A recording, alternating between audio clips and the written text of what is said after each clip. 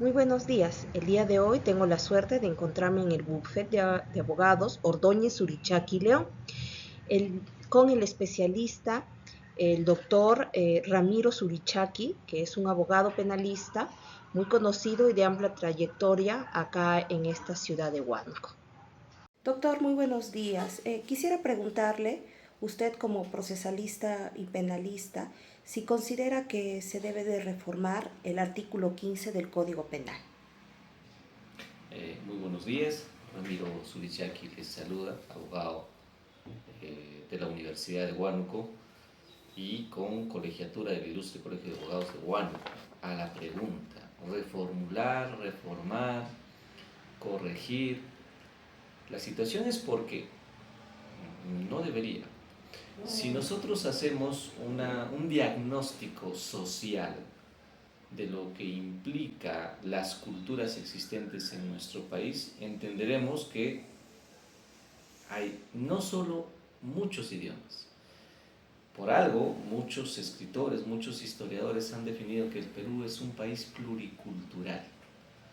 Eso incluso está reconocido en la Constitución Política del Estado. Entonces, si uno pretendiera reformular, modificar, de repente agregar alguna situación al artículo 15 del Código Penal, yo pienso que no debería serlo. ¿Por qué? Porque si se analiza, este artículo 15 tiene una vinculación directa con la Constitución. Al ser esta última ley de leyes la que reconoce a las comunidades campesinas, nativas, indígenas. ¿Por qué era importante este antecedente para responder su pregunta? Porque si el Código Penal reconoce esta situación de que si una persona, por su cultura, por sus rasgos culturales, infringe una situación de índole penal, esta no debe ser sancionada. Y es evidente. Casos como por ejemplo los tipos penales de violación sexual.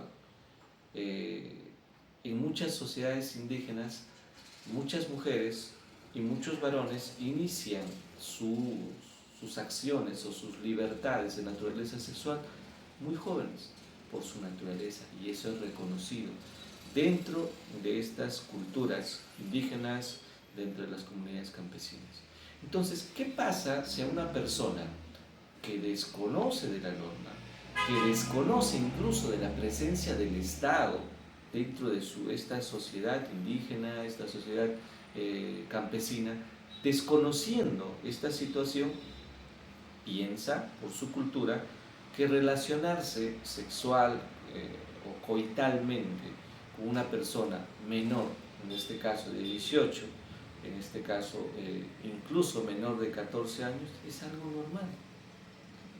Entonces, si uno entiende este artículo 15, comprenderá que no es atípico la conducta. La situación no es atípica, sino que va a atacar el artículo 15 a la culpabilidad. Y si uno desarrolla la culpabilidad, entenderá que esta debe tener varios matices. En principio, la intencionalidad, lo que nosotros conocemos como dolo. Entonces, si nosotros entendemos esta intencionalidad, este dolo, este actuar, este conocimiento, uno, de que tal o cual conducta es prohibitiva, es ilícita, y pese a eso nosotros la realizamos, estaremos cometiendo un hecho ilícito.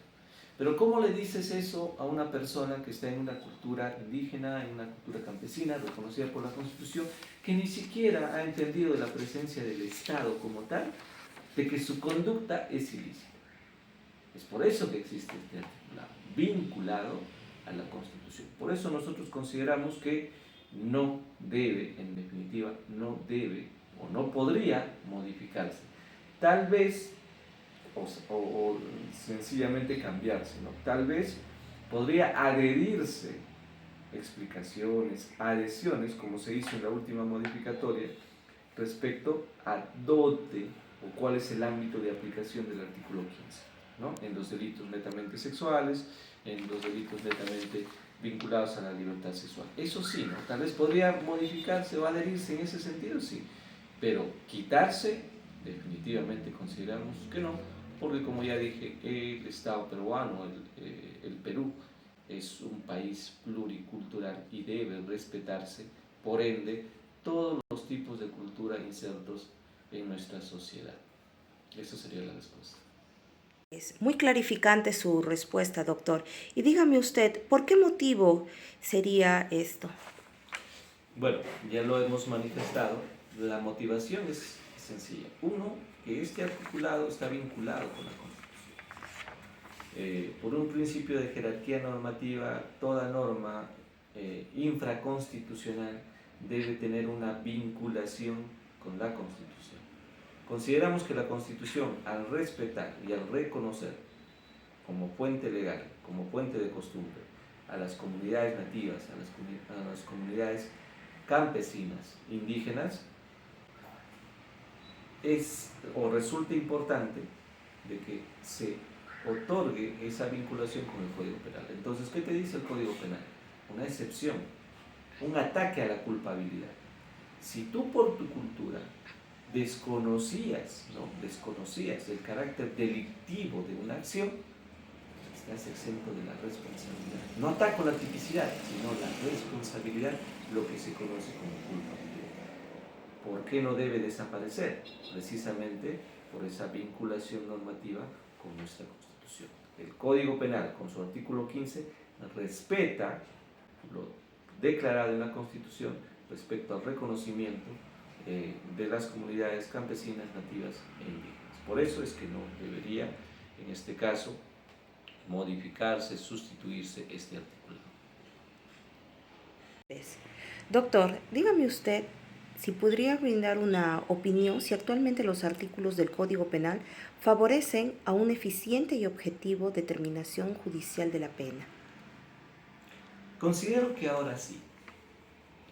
Hasta antes de la modificatoria del año 2013, si mal no recuerdo, existía una suerte de ambigüedad en lo que implica la determinación judicial de la pena y por ende la petición judicial de la pena. No olvidemos que por mandato constitucional el Ministerio Público es titular de la acción penal y obviamente son los que requieren la pena. Hasta antes de esta modificatoria el Código Penal no establecía parámetros, o sea que se le daba una libertad al Ministerio Público y obviamente al Poder Judicial respecto al cuándo de la pena. Si por ejemplo hablábamos de un delito de homicidio simple que tenía una pena mínima de 6, si mal no recuerdo, y una máxima de 15, el Ministerio Público tenía el absolutismo de la determinación de la pena, ¿no?, para peticionar. Y obviamente el juez. Incluso podrían rebajar al mínimo. En estas instituciones procesales de lo que es la conclusión anticipada y la terminación anticipada, incluso podrían bajar por debajo del mínimo legal. Y nadie decía nada. Se han visto casos hasta antes de esta modificatoria. Consideramos que la modificatoria que se realiza el Código Penal en lo que es la inserción del 45A del Código Penal respecto a la individualización de la pena y el sistema de tercios por principio de legalidad, ahora Ministerio Público y Poder Judicial están vinculados a no rebajar por debajo del mínimo legal una sanción. Y eso resulta importante. Entonces, ya el legislador les pone parámetros. Les dice, a ver, si tú quieres imponer una pena, tienes que entender que hay una mínima y hay una máxima. Y si hay una mínima y una máxima, tú tienes que entender que tienes que dividirlo en 3 partes, en 3 situaciones. Tercio preliminar, tercio intermedio, tercio superior. Y para que impongas una pena tienes que entender o tienes que determinar las circunstancias atenuantes y agravantes. Si todo es atenuante o no existe agravantes, tercio inferior. Si existen o coexisten agravantes y atenuantes, tercio intermedio. Y si solo son agravantes, tercio superior. No puedes ir en contra de ella. Entonces, todo juez, todo fiscal está sometido a esta situación. Ya no puede bajar por debajo del mínimo legal para la redundancia. Ya no lo puede hacer. Antes sí se podía.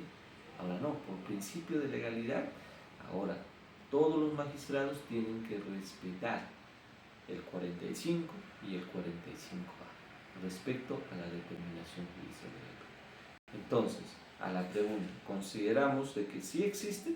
Sí. Ahora, que hay penas en nuestro catálogo de delitos, en nuestro Código Penal parte especial, que hay penas y hay situaciones en las cuales la drástica o es mucho menor, sí. En todo caso tendría que reevaluarse la ponderación y calificación de penas de cada institución o cada situación o cada catálogo delictivo del Código Penal. Pero eso no implica de que sí exista un modelo adecuado en la actualidad respecto a la determinación judicial de la pena. De acuerdo a sus palabras, doctor, ¿qué opinión tiene respecto al uso activo por parte del Ministerio Público y Poder Judicial sobre la prisión preventiva como medida de coerción? Como toda medida de coerción, obviamente, esta institución procesal es correcta, es adecuada. El problema es el uso y abuso que se realiza de esta institución procesal. Muchas veces el Ministerio Público solicita prisión preventiva por mediatización y no por convicción. ¿Cuándo debe solicitarse prisión preventiva? Si bien la norma procesal establece 3 requisitos, ¿no?, que son los fundados y graves elementos de convicción, la prognosis de pena y finalmente el peligro de fuga u obstaculización, la jurisprudencia determina que son 5, ¿no? Sumados a esos 3, vienen 2 más, que para mí es muy importante, sobre todo el cuarto, que es la proporcionalidad de la medida. Y obviamente que el plazo procesal vinculado a las diligencias que se van a realizar.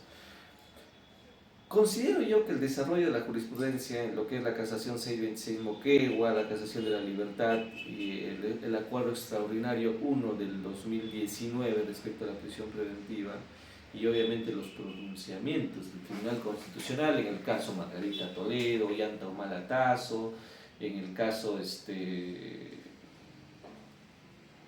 Yoshiyama Tanaka, también en el último, han establecido una situación que concuerdo. Para que se dé una prisión preventiva, el fiscal, y obviamente el juez, tiene que estar convencido de que el delito se ha cometido. Eso es importante. Si se cometió el delito, ya no necesito analizar los otros presupuestos. ¿Para qué analizo prognosis? ¿Para qué analizo peligro de fuga? Son requisitos, sí, definitivamente. Pero si yo acredito en grado de sospecha grave los fundados y graves elementos de convicción, a ese grado, valga la redundancia, de sospecha grave, me voy al test de proporcionalidad de frente. O sea, hago ese análisis y digo, a ver, yo sé que este ciudadano ha cometido un delito, por ejemplo, violación sexual. Existe sindicación, existe reconocimiento, existe certificado médico legal, existe pericia psicológica, existe declaración en cámara juez. Son 5 elementos de convicción. Vinculables todos. La sospecha es fuerte. Necesito evaluar, obviamente la prognosis está ahí, porque tiene que superar los 5 años con la modificatoria. La prognosis está ahí, ¿no? Necesito evaluar que esta persona tiene arraigos de calidad laboral, familiar, de asentamiento de propiedades. ¿Qué pasa si sí los tiene? Si bien la casación 626 Moquegua establece, ¿no?, la pena que se le espera y hace un desarrollo jurisprudencial respecto a eso, yo considero que no debemos cerrar, debemos pasar de elementos de convicción a proporcionalidad de la medida y hacer el test de proporcionalidad. ¿Y cuál es este test de proporcionalidad? A ver, sé que eres culpable, sé que has cometido el delito de violación sexual, sé que la pena supera los 5 años. Entonces, ¿es o no es necesario? ¿No? ¿Es idóneo? Para comenzar, ¿es idóneo la medida? Sí es idóneo. Sí es idóneo porque no hay otra. Sé que concluido este proceso yo te voy a condenar y te vas a ir a la cárcel porque la pena supera los 5 años, no va a ser suspendida. Entonces, es necesario dentro de todos los catálogos explícitos establecidos en la ley? Sí, porque tú te vas a ir a la cárcel, porque yo ya lo acredité con elementos de convicción. Y finalmente, proporcionalidad en sentido estricto. ¿Es proporcional la medida? Sí. ¿Qué dice la Constitución respecto a la libertad? Dice, a ver, nadie puede ser privado de su libertad, salvo por orden judicial, ¿no? O estado de flagrancia. Y obviamente que el primero va vinculado a la prisión preventiva. Entonces, para darle una prisión preventiva, para privarle de la libertad a una persona, bajo un supuesto extraordinario, porque no se da en cuestiones ordinarias, un supuesto extraordinario de una medida de coerción procesal, debo cumplir con los estándares procesales, Código Procesal Penal 3, y obviamente la doctrina jurisprudencial 5. Para quien le habla, es importante verificar elementos de convicción en sospecha grave que acrediten la vinculación y la materialidad delictiva y obviamente el test de proporcionalidad. Esas dos situaciones. Unido esto, tengo prisión preventiva.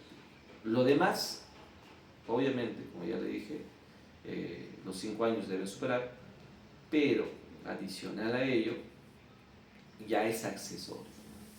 Para poder, la parte solicitada, en este caso el Ministerio de la Defensa, puede oponerse a la prisión preventiva diciendo, hey, mi patrocinado tiene arraigo familiar de calidad, tiene arraigo laboral de calidad, tiene asentamiento en la zona, tiene propiedades, puede tener todo eso.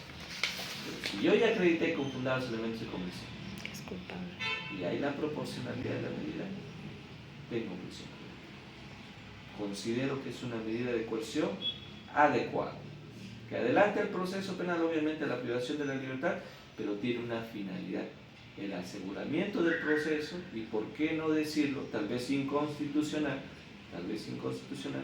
pero también garantiza el ius imperium del Estado, en el sentido de que pueda determinarse o pueda realizarse la finalidad del proceso penal. ¿Cuál es? Castigar conductas ilícitas. Entonces, si tengo esta medida, lo puedo realizar. Gracias. Muchísimas gracias, doctor, por todo este tiempo que me ha brindado para poder resolver estas cuestiones tan importantes en materia penal. Muchísimas gracias, doctor, hasta otra oportunidad.